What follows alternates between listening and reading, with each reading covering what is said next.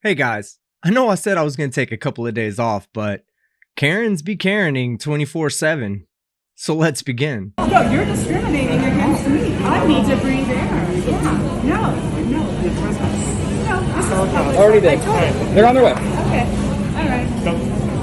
You don't have no balls. You're a little bitch. Hillbilly Karens are the best.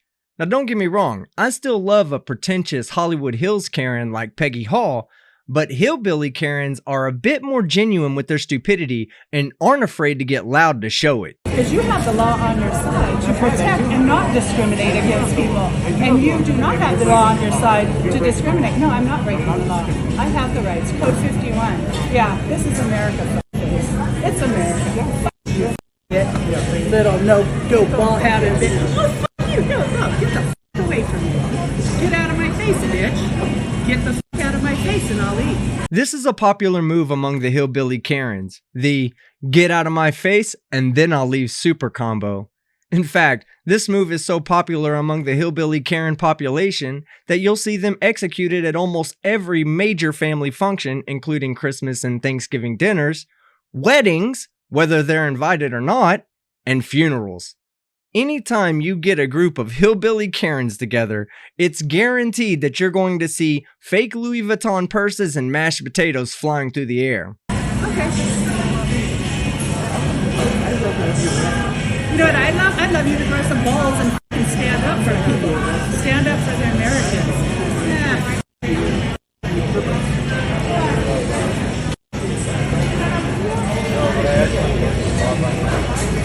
Hey, Law by Mike. I watch that channel. He's got a lot of funny shorts on there. Not to be confused with Law Talk by Mike, which is another channel that I watch, and you guys should go check out both of them as well.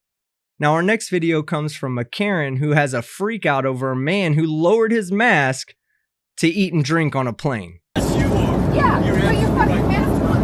Who invited you to come I'm eating and I can drink your ass up?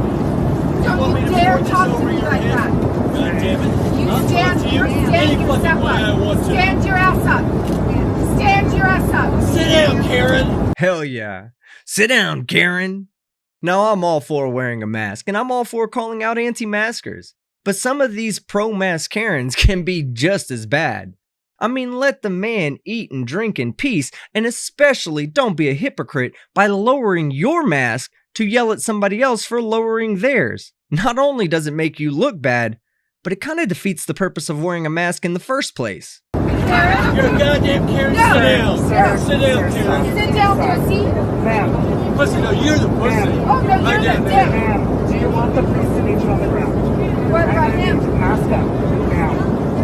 Mask up. Conversation, like velocity, have magnitude and direction.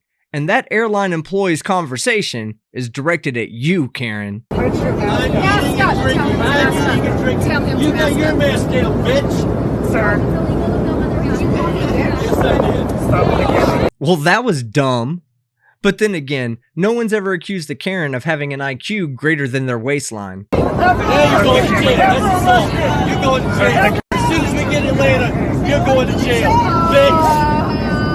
Karen. Hey, spit on me. Maybe I should have titled this video How Karen Ruined Her Life in 60 Seconds or Less.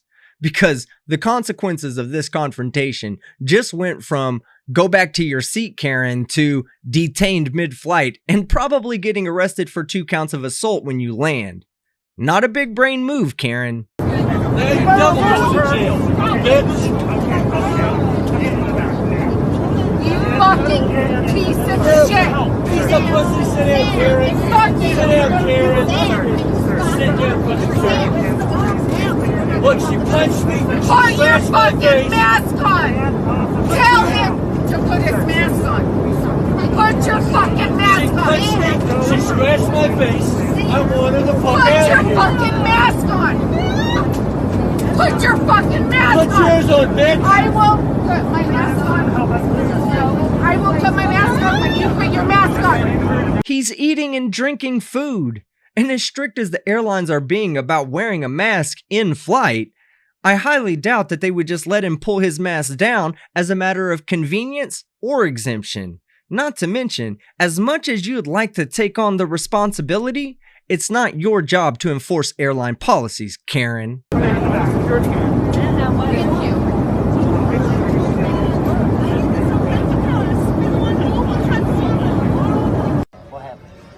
She went crazy on the airplane. Punched this man in the face, spit on him, scratched him, poured hot water on my leg. Watching a self-entitled Karen getting arrested against her belief has got to be one of the few remaining joys in life. Alright, the final video is about a Karen named Karen, who Karens about the legalization of marijuana in Michigan.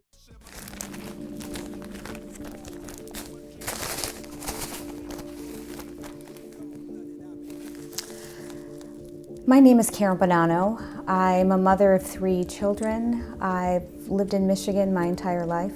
Marijuana is considered a Schedule I drug by the federal government. It's classified in the same category as heroin and LSD. Marijuana is classified as Schedule I simply because it has no accepted medical use and a high potential for abuse. And while I've never done heroin and I've only done LSD a few times when I was much younger, I can tell you with certainty that smoking weed is nothing like the other two. I would say smoking marijuana is more akin to like smoking tobacco or drinking alcohol, and neither one of those drugs are scheduled. But the real question on everyone's mind, especially the police, is where'd you get all that weed, Karen? This happens to be oregano. That's what they all say, Karen. But it shows how much marijuana will be allowed per resident in the state of Michigan should the legalization of recreational marijuana occur.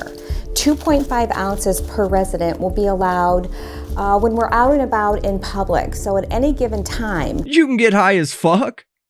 Well, boyos, looks like we're moving to Michigan. This shows 10 ounces of dried plant material. However, if this initiative is passed, each resident of Michigan will be allowed 10 ounces of dried plant material in their homes. 10 ounces? That's it? In addition to 12 plants. Now we're talking. Which may start out as table plants, but can grow into the size of crops. As a parent, as a mother, I'm concerned about kids getting their hands on a little bit of marijuana out of this big bag. So you're concerned that you might have to do some actual parenting. Got it. These are the same types of people that are afraid their children are going to play too many video games on school nights, or they're going to watch porn so they don't give them access to the internet. Well, unfortunately for you, Karen, kids are going to do what kids do. And it's your responsibility to make sure your children are raised right, not government legislation. How will we know as a mother to mother, whether or not our children are going into a home where this much marijuana is available and our kids have easy access to it? The initiative states that the 10 ounces would require a lock, but how would that be regulated? I don't know, Karen. Probably the same way they regulate adults owning dangerous narcotic prescription drugs and having children at the same time. I would think that the government would hold parents responsible if they allow their children to have access to their marijuana stash the same way they would hold parents responsible for allowing children access to their medicine cabinet. As a mother, it's very concerning that there would be so much marijuana integrated into our neighborhoods and our communities. Do you really think that that amount of marijuana doesn't already exist in your community? Do you really think that by legalizing marijuana, everyone and their mother is all of a sudden going to start getting high on the street corner? No. The whole purpose of decriminalizing marijuana is to keep people from being unnecessarily locked up for smoking an unprocessed plant that grows freely in nature, and to reduce the amount of potential crime that exists with the scheduling of marijuana. And how will it work as a parent if we're having a birthday party in our backyard for, say, our 5-year-old, 7-year-old, 10-year-old, and our neighbors are having a marijuana party in their backyard, and the marijuana is wafting over their fence into our 5-year-old's birthday party. I don't know what kind of marijuana parties Karen's been to, but the weed parties that I've attended, also known in the gamer world as LAN parties, typically involve a dozen 2-liter Mountain Dews, 7 pizzas, and GoldenEye for the Nintendo 64. The only time someone would go outside during one of our weed parties was to smoke a cigarette. From the perspective of a parent, it's very alarming, the thought of explaining this to our children. Like I said, you're gonna have to learn to parent a little harder, Karen. Okay, so that's the end of the video. If you liked it, leave a like. If you disliked it, leave a dislike. Comment below letting me know what your funniest experience at a weed party is, and don't forget to subscribe with notifications on so you don't miss any of my content. I'm Team Skeptic, and I'm out.